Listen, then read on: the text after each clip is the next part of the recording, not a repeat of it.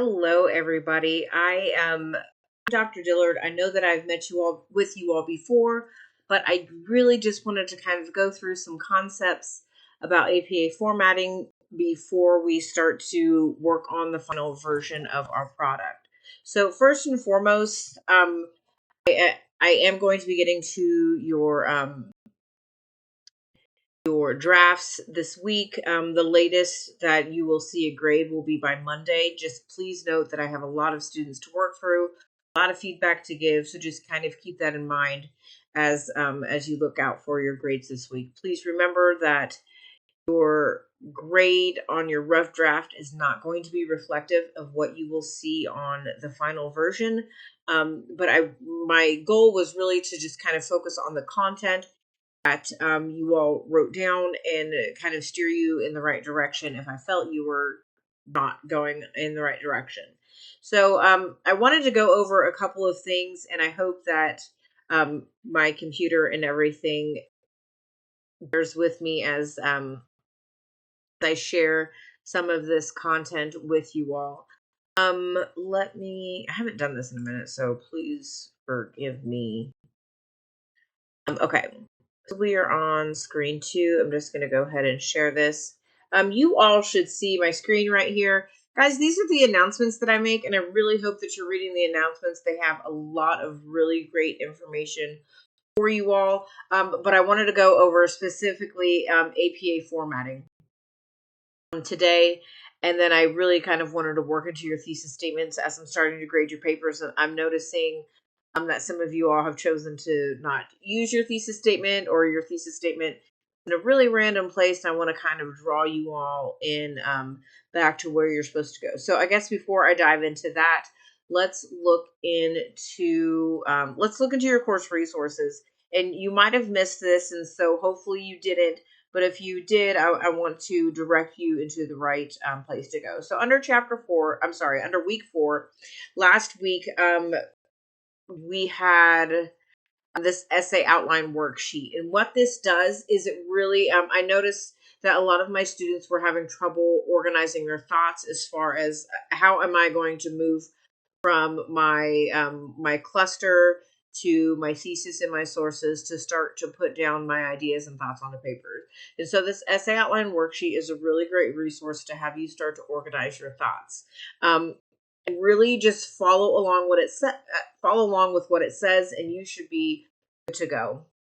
You should definitely have a topic or title for your essay. It needs to be short. It doesn't need to be overly complicated. Also, before I forget, guys, I provided you all with a template, an APA template that kind of gives you the correct spacing, page numbers, what should be bolded, what shouldn't be bolded. That is in your announcements. I believe it happened either week 1 or week 3, but it should be in your announcements. You should have access to that. That is taken directly from the library. So please make sure that you use that template because it will help you some of the more nuanced bits of APA formatting. Okay, so let's just kind of go back into this essay outline worksheet. So you have your introductory paragraph. And if you notice right here at the very end, which is where your thesis statement should be, your thesis statement should be the last sentence in your introduction. And we are doing it this way because you are working towards what your paper is about. Your thesis statement is the most important sentence of your essay. It tells the reader exactly what to expect from your paper. Okay, without saying you can expect this from my paper. That's not higher level writing. So I don't want to see any of those things in your paper. So your introductory paragraph, you think of it as a handshake. Where do you want to go? What words or stories or sentences can you use to help lead your reader to the thesis? Okay, and that is completely up to you where you're starting. So in my topic that I chose for the example for the references and thesis, assignment was equine therapy. So that was my topic. And then I had and I said that equine therapy was beneficial. And then I gave 3 specific reasons as to why I thought that equine therapy was beneficial. So if I am starting to write this essay, I'm probably going to give a brief history of equine therapy, right? That's a good place to start because I'm starting to tell you, hey, I'm going to talk about equine therapy, and I'm going to have reasons why I think it's beneficial, but I'm going to kind of give you a background so we can start to dive into the topic further. So within your thesis statement, if you noticed, I had example 1, 2, 3. Those examples in that exact same order should mimic what your paper is going to expand on. So example 1 should appear in paragraph 1, and so on and so forth. Okay? So opening statement, what are you going to first do to bring the reader into your essay? Anything else? It's a handshake with the reader. Anything else you're going to say to introduce your ideas? This could be a nice startling statistic, a good fact. And then your thesis statement, which is an original thought, so you shouldn't have any cited material in here. That is the last sentence, okay? So this first topic sentence in your body paragraph 1, it tells you not only it should call back to that first point within your thesis statement, but it tells you what this paragraph is about. And then that entire paragraph will be about that first example that you provided that you are now expanding on in your paper. Then your evidence is cited materials. I noticed a lot of you all didn't have cited information in your rough drafts. And if you submit a final draft without cited information, you cannot hope to pass this paper. This is an argumentative essay based on research argumentative essay. So you have to have cited material to say, hey, this is true because of this. Okay. So kind of keep that in mind. If you were uncomfortable with citing or utilizing APA, don't worry. Like I said, we're going to go through that here in a little bit. And then you have your concluding sentence, how you're connecting it back to your thesis, and then the evidence that you have to that proves your thesis statement. You can use a nice transition. Sometimes your transitions naturally happen. You don't have to say first, next, and last. You really shouldn't be saying that. Remember, guys, this is higher academic writing. And then you move into your second body paragraph, your third, and if necessary, a fourth. A fourth is not required. It is optional, but it follows the exact same pattern of writing. Your topic, evidence, and then concluding. And then your last paragraph is your summative or so what. So the first sentence, your last paragraph, should be a restated thesis, okay? And then your conclusion should be summative or so what, meaning summative, you're going to wrap it all up. What was everything about? How can you sum everything up? Or a so what. If everything that you said is true, then so what? So if I was doing a so what with my equine therapy example, I would say, more people should choose this because it's an alternative version or form of therapy, and I'm just making this stuff off the top of my head. And it is beneficial for maybe this specific group of people. Any other supporting statements, and then your closing sentence. So if you are having trouble structuring your essay or really knowing where to go, I definitely recommend that you use the essay outline worksheet. Like I said, this can be found in week 4 under additional resources. Okay. Moving right along is our APA formatting, our in-text citations. And I did provide you all with a PowerPoint, but I do understand that PowerPoints aren't always exciting. So not that me walking you through this PowerPoint will be any more exciting. Hopefully having someone explain it will be a little bit better than just reading what is on the slides. Let me see if it'll pop up or I need to. So I don't think I should download it. It should just take a little bit of time. So in-text citations, probably should download it. Okay. So when do you cite in your paper?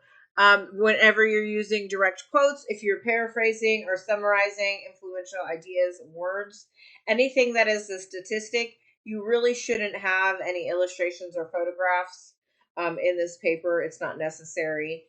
But super fun. When in doubt, cite it out. So anything that is not your original, if you are saying something will do something, if something directly influences something, that is not your original thought. You came up with that from somewhere. So make sure that you are properly citing that information.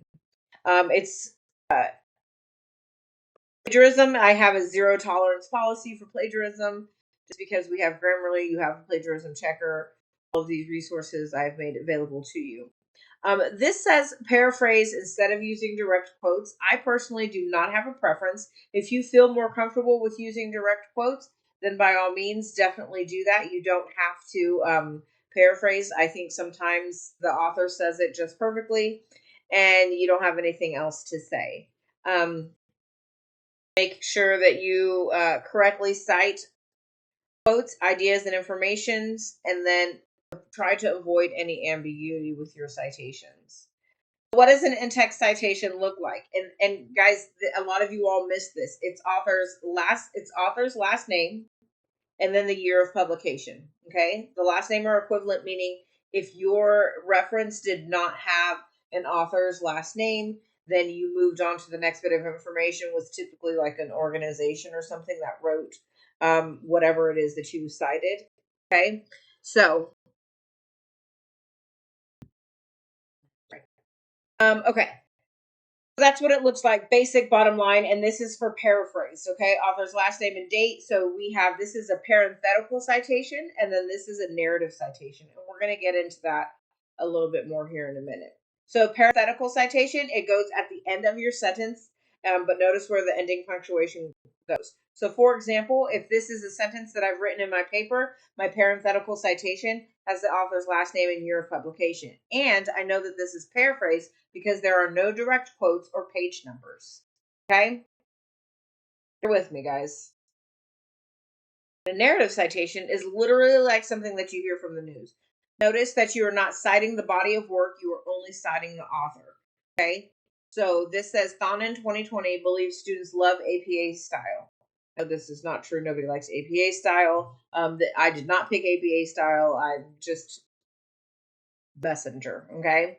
So, but once again, this is a paraphrased narrative citation. And guys, if you look at that example that's within this exact same announcement, I actually label what a parenthetical narrative citation looks like, a parenthetical direct quote looks like. I've labeled all of them for you so you know exactly what they look like whenever they're put into play. Okay.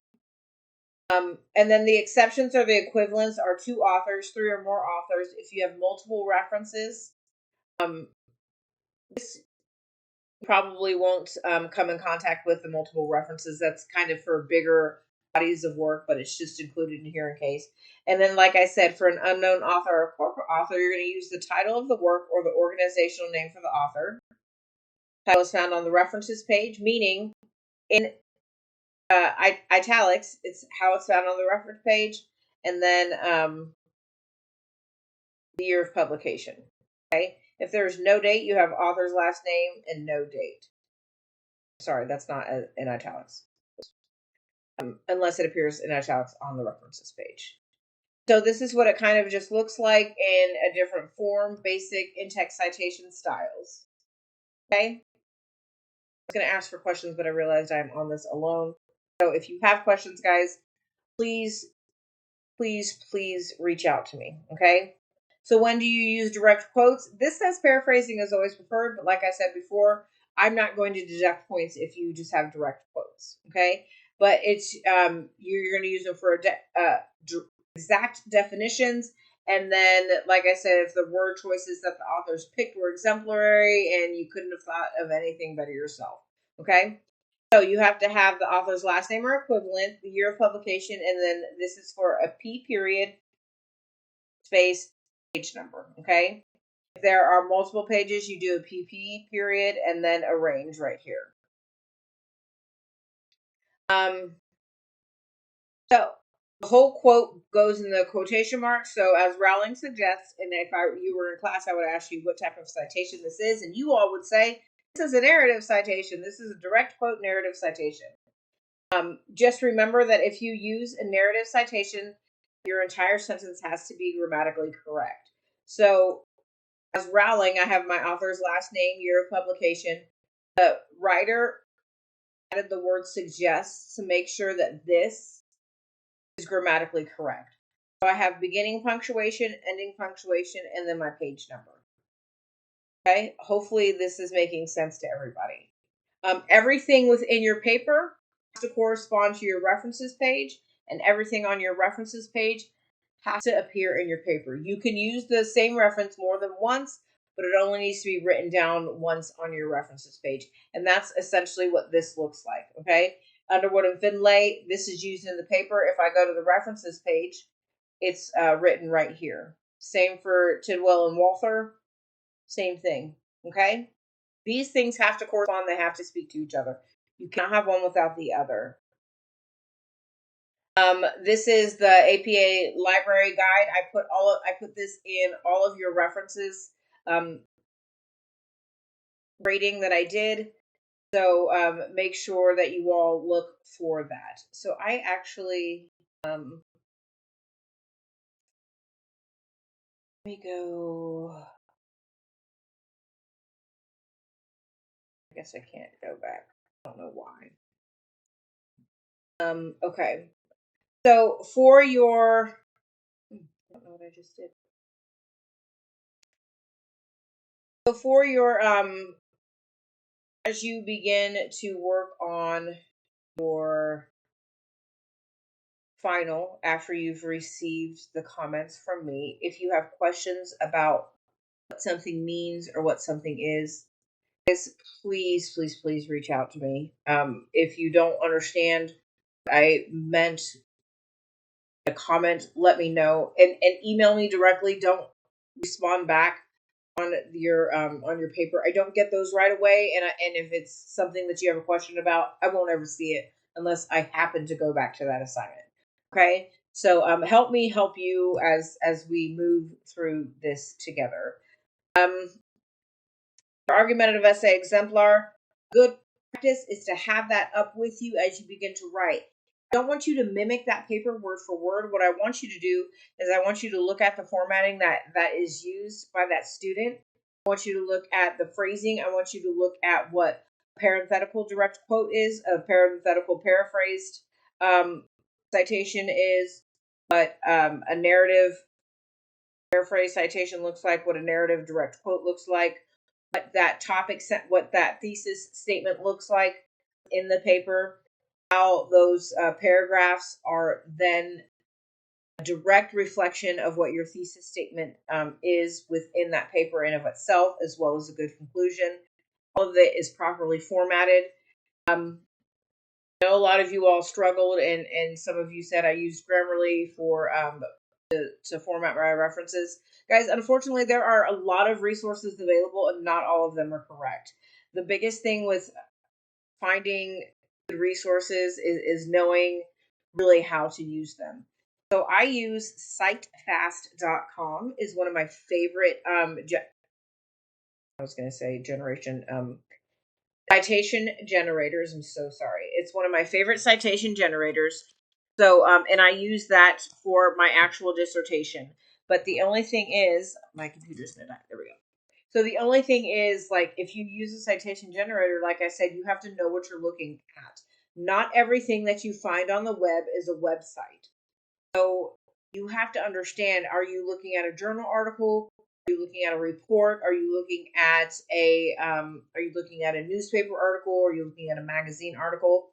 All of them are formatted differently. Not everything is a website. So that is up to you to either figure out, ask myself or the librarian if we can help you figure out what type of reference you are looking at. Like I said, I didn't pick APA formatting. It's just what we have. My goal is to help you all navigate through it. I don't want to be too terribly harsh because I know this is the first time a lot of you all are seeing APA formatting. It can be extremely challenging. And sometimes it really is, it's very nuanced and it's kind of a pain, but we have to get through it. Okay. If you want me to look at your paper again, I will absolutely try to do that before your final is due. Okay, so just keep these things in mind, your time management in mind. Know that I have a lot of students and my goal is to try to get through all of them in a reasonable amount of time. So hopefully that helped clear up some of the AP formatting and what your papers should look like Guys, like I said in the announcements, it's called APA Template for Papers. Download that and use that to plug and play for your papers. That is exactly what you should be using, and that takes away a lot of the headache that goes along with APA formatting. As always, if you all have any questions, please don't hesitate to reach out to me. I'm here for you. If we can't meet face to face, I'm available to meet virtually. My job is your success. So keep up the great work. I'm really quite pleased with the work that you all have done so far. So keep up the great work. I'm here if you need me. Y'all have a excellent rest of your week, and hopefully if you have questions, I will hear from you soon.